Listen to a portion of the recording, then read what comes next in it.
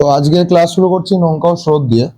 তো নৌকা স্রোত চ্যাপ্টারের প্রধান দুটো টার্ম জানা যায়, সেটা হচ্ছে বা শোনা যায়, সেটা হচ্ছে একটি হচ্ছে অনুকূলের স্রোত, আর একটি হচ্ছে অনুকূলের স্রোত এবং আরেকটি হচ্ছে প্রতিকূলের স্রোত।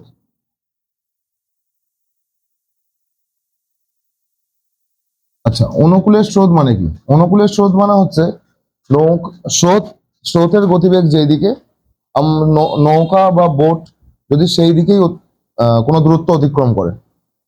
যেমন স্রোত, এটা যদি স্রোতের গতিবেগ হয়, স্রোতের গতিবেগ ধরো এক্স কিলোমিটার প্রতি ঘন্টা, এটা যদি স্রোতের গতিবেগ হয়, এবং নৌকা যদি আমি এই দিকেই, নৌকা বা বোট যেটাই আমি বলি না কেন, নৌকা বা বোট যদি আমি এই দিকেই চালিয়ে নিয়ে যাই, তাহলে তার গতিবেগ যদি ওয়াই কিলোমিটার প্রতি ঘন্টা হয়, তাহলে অনুকূলের স্রোত হবে হচ্ছে এক্স প্লাস ওয়াই, অর্থাৎ নৌকা আর স্রোতের যোগফল। এটি হলো অনুকূলের স্রোতের গতিবেগ, এক্স প্লাস ওয়াই কিলোমিটার প্রতি ঘন্টা।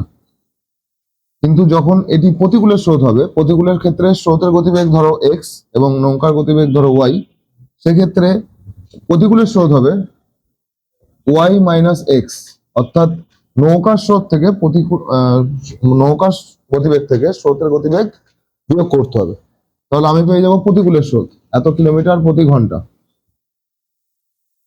ঠিক আছে, তাহলে আমরা এখানে দুটো জিনিস জানতে পারলাম, একটা হচ্ছে অনুকূলের স্রোত, একটা প্রতিকূলের স্রোত। অনুকূলের স্রোত বার করতে গেলে নৌকা ও স্রোতের যে গতিবেগ তাদেরকে যোগ করতে হবে, এবং প্রতিকূলের স্রোত মানে তার সংখ্যাটি সম্বন্ধে জানতে গেলে আমাকে নৌকার স্রোত থেকে স্রোতের গতিবেগ, নৌকার গতিবেগ থেকে স্রোতের গতিবেগ বিয়োগ করতে হবে। এই দুটো হচ্ছে প্রথম সূত্র। তো এটা 1 নম্বর সূত্র, এটি 2 নম্বর সূত্র।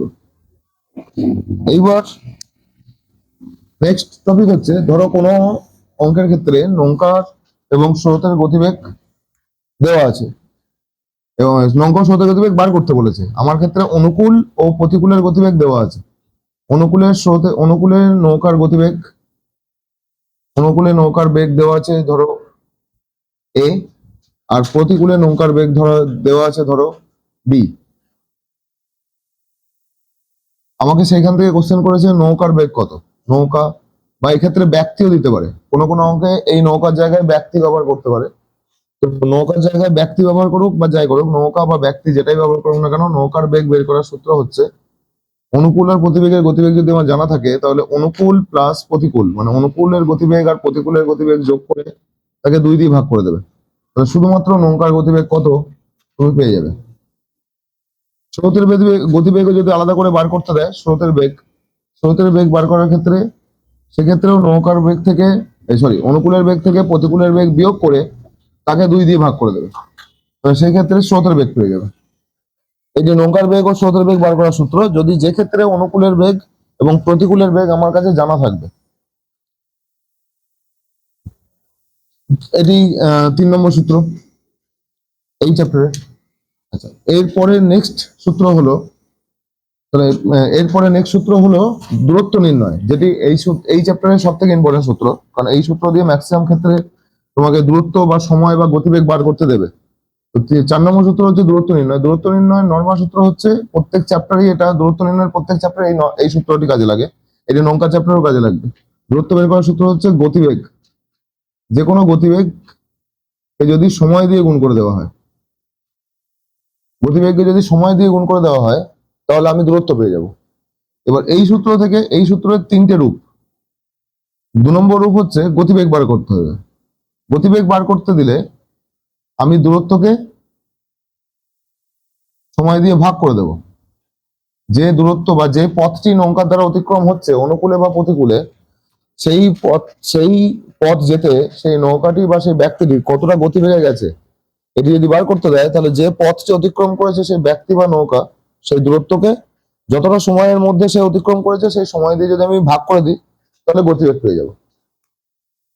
আর 6 নম্বর এই সূত্রেরই আরেকটা রূপ, এই সূত্র থেকে বার করতে দেয়, অনেক সময় সময় বার করতে দেয়, যে কত সময় লেগেছে একটা নির্দিষ্ট গতিবেগ নিয়ে বা একটা নির্দিষ্ট স্পিড নিয়ে, যদি কোনো ব্যক্তি বা নৌকা একটি স্রোতের অনুকূলে হোক বা প্রতিকূলে হোক, যদি একটা নির্দিষ্ট দূরত্ব অতিক্রম করে, সেক্ষেত্রে কতটা সময় লেগে যদি কোশ্চেন করে, তো সময় বার করতে গেলেও আমাকে দূরত্বকে, মানে অতিক্রান্ত দূরত্বকে ওই বস্তুটির মানে ওই ব্যক্তি বা ওই নৌকার বা যে বস্তু দিয়ে অঙ্কটা দেবে সেই ব্যক্তি বা সেই নৌকার গতিবেগ দিয়ে ভাগ করে দিতে হবে, তাহলে আমি সময় পেয়ে যাবো।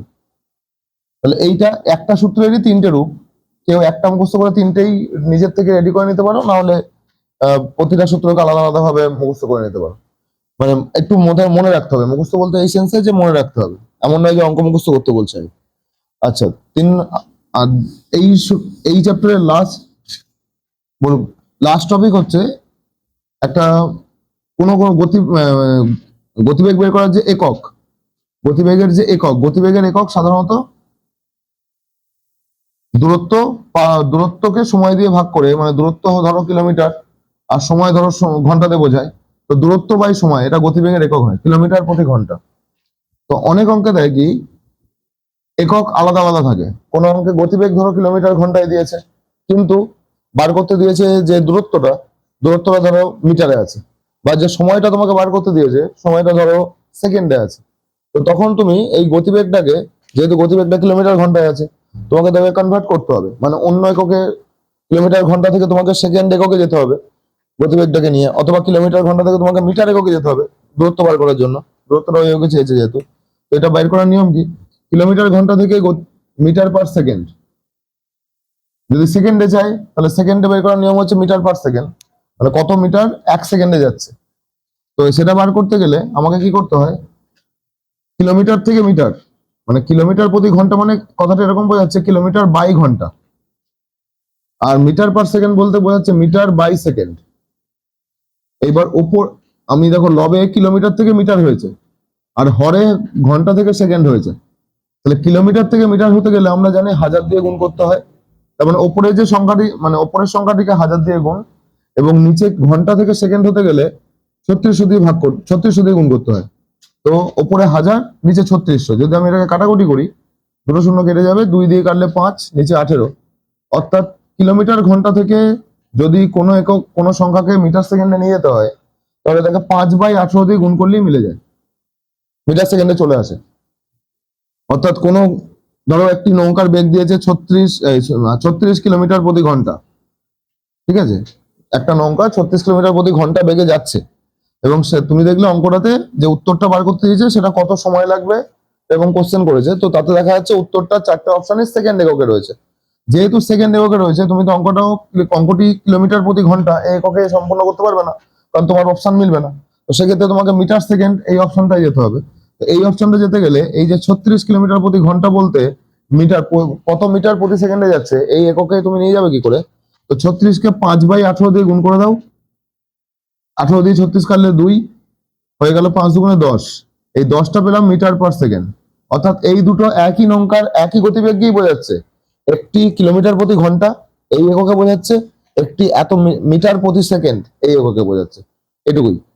আচ্ছা, এটা হয়ে গেল কিলোমিটার ঘন্টা থেকে মিটার সেকেন্ড। তাহলে কিলোমিটার ঘন্টা থেকে মিটার সেকেন্ড করার ক্ষেত্রে কি করতে হয়, হয় তুমি মনে রাখবে ওপরেরটাকে ওপরে 1000 আর নিচে 3600 দিয়ে গুণ, অথবা তুমি ডাইরেক্ট মনে রাখতে পারো 5/18 দিয়ে গুণ। আর ঠিক যদি উল্টোটা হয়, অর্থাৎ কোনো অঙ্ক মিটার সেকেন্ডে আছে কিন্তু দেখা যাচ্ছে সেক্ষেত্রে আমাকে কিলোমিটার ঘন্টা ব্যবহার করতে হবে এককটি, তো সেক্ষেত্রে কি করবে, সেক্ষেত্রে ঠিক উল্টো দিয়ে গুণ, উল্টো বলতে 18/5 দিয়ে গুণ। আচ্ছা, 8 নম্বর হচ্ছে এই সেমই দেবে কিন্তু এককটা কিলোমিটার ঘন্টার বদলে মিটার মিনিট দিচ্ছে, মিটার পার মিনিট। অনেক অঙ্কে মিটার মিনিটও দেখা যাচ্ছে কারণ সেকেন্ডের বদলে।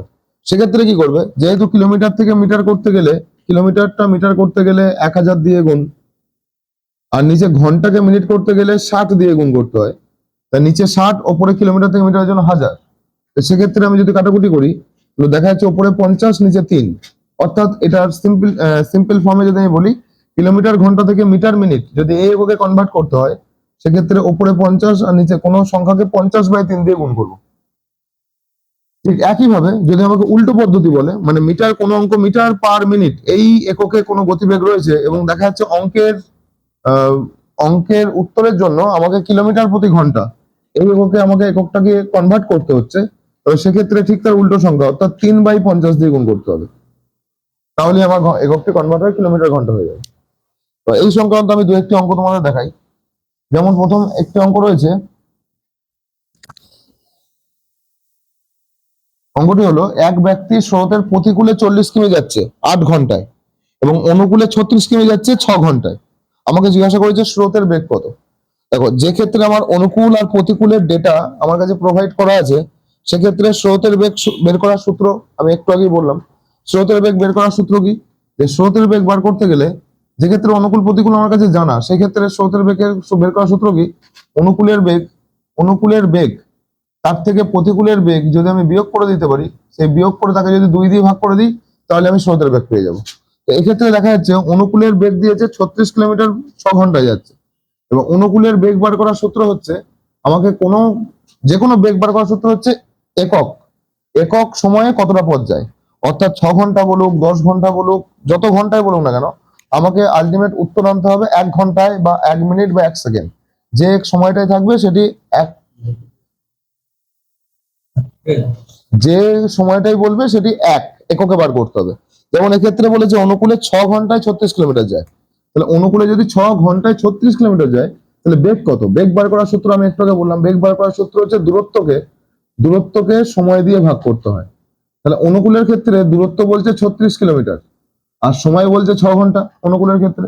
তাহলে আমি যদি ভাগ করি এটাকে, তাহলে হয়ে যাচ্ছে 6 কিলোমিটার প্রতি ঘন্টা। এটা অনুকূলের বেগ। আর প্রতিকূলের বেগ যদি আমাকে বের করতে হয়, সেম সূত্র, ওপরে দূরত্ব নিচে সময়। প্রতিকূলের ক্ষেত্রে আমার দূরত্ব বলছে 40 কিলোমিটার আর সময় বলছে 8 ঘন্টা। তাহলে সেক্ষেত্রে আমি যদি এটা ভাগ করি, তাহলে হয়ে যাবে আমার উত্তর 5 কিলোমিটার প্রতি ঘন্টা। তো 5 কিলোমিটার প্রতি ঘন্টা, তার অনুকূলের বেগ আর প্রতিকূলের বেগ আমি জেনে গেলাম। দেখা যাচ্ছে স্রোতের বেগ বার করতে দিয়েছে, তাহলে স্রোতের বেগ বের করার সূত্র অনুকূল থেকে প্রতিকূল বিয়োগ। তাহলে অনুকূল 6 বিয়োগ দিয়ে প্রতিকূল 5, তাকে 2 দিয়ে ভাগ। তাহলে 6 বিয়োগ 5 মানে 1/2। উত্তর হয়ে গেল 0.5 কিলোমিটার প্রতি ঘন্টা। দ্বিতীয় যেমন আরেকটি অঙ্ক দিয়েছে, একটি সাঁতারু আছে। তো একটি সাঁতারু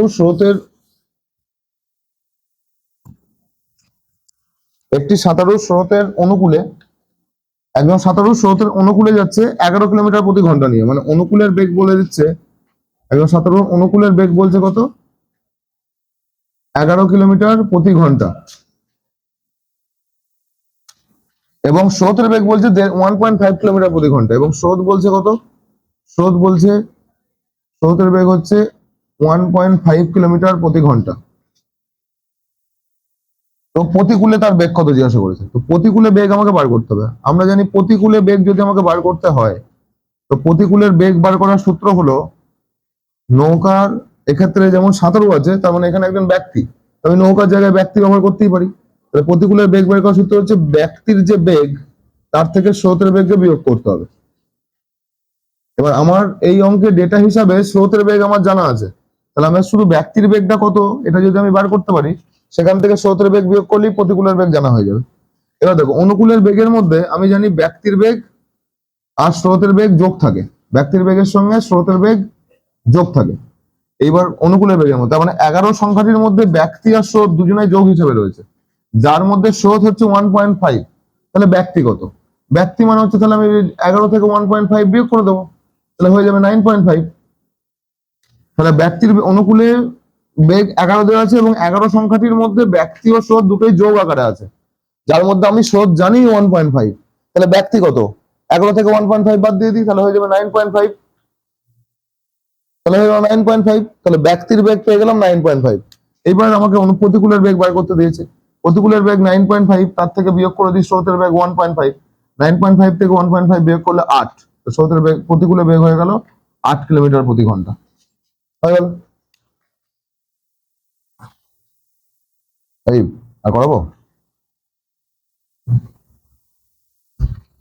কতক্ষণ হয়েছে? ছেড়ে দিয়ে নাকি? আচ্ছা, তো এইরকম ভাবে তুমি নৌকা স্রোতের যেটুকু সূত্র বোঝালাম, তার মধ্যে থেকে তুমি যে কোনো অঙ্ক সমাধান করতে পারবে। যদি তারপরে আমি আরো কিছু অঙ্ক তোমাদেরকে প্রোভাইড করব, যদি কোনো অসুবিধা হয় কমেন্ট করবে, আমি সেখানে তোমাদের উত্তর দিয়ে দেবো।